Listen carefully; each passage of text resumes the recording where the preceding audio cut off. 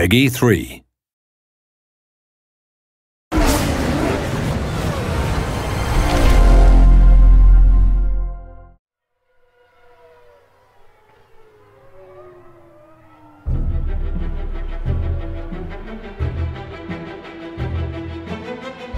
It's really the ultimate experience.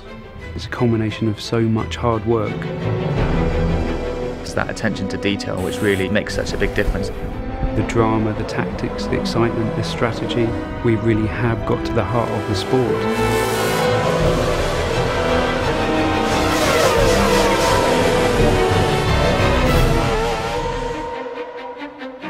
We've had 2 really successful games launched already now for Formula 1. When you're evaluating what to do in the next instalment, you really want to improve on everything that's there.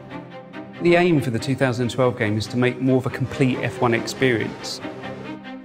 At the start of the game now we've got the Young Drivers Test. It's a real test that exists in real life. It's set in Abu Dhabi in 2011, and you get a chance to drive either the Red Bull, the Ferrari or the McLaren. It really gives those up-and-coming drivers track time to really kind of showcase their talents, and it's wonderful that we're able to copy the elements that happen on those real young driver test sessions in the Formula 1 2012 game. I remember my first test was with Red Bull Racing at the end of 2007, and you know, even 3 years later, the people who ran me at the test still remember the job that you did, you know, so the first impression really is important. People still talk about the first time Lewis tested at Silverstone for McLaren, and you know, so it is a hugely important day for a racing driver. I think Codemasters have done a super job giving regular people a proper insight into what a Grand Prix car is like. The hot lap videos, you see these kind of things on TV all the time, and we're using Anthony Davidson, an ex-Formula 1 driver. And he's really just directing you on what makes a good lap.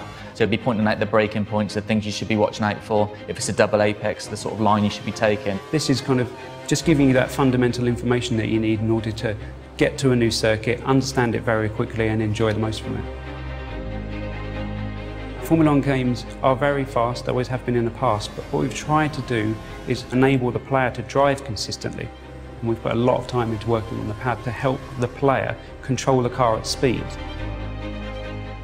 We're not all Fernando Alonso's of this world, we make mistakes. So rather than just hitting the pause menu and restarting the race, you've got the ability to be able to rewind time and just get to a point before the incident and just try it again.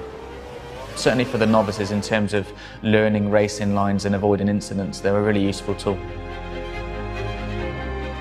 The thing that differentiates Formula 1 from all other motorsports is the strategy element.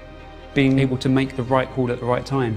You might not be the quickest driver, you might not have the quickest car, but you can balance the elements. You've got fuel mixtures you can dial up and dial down.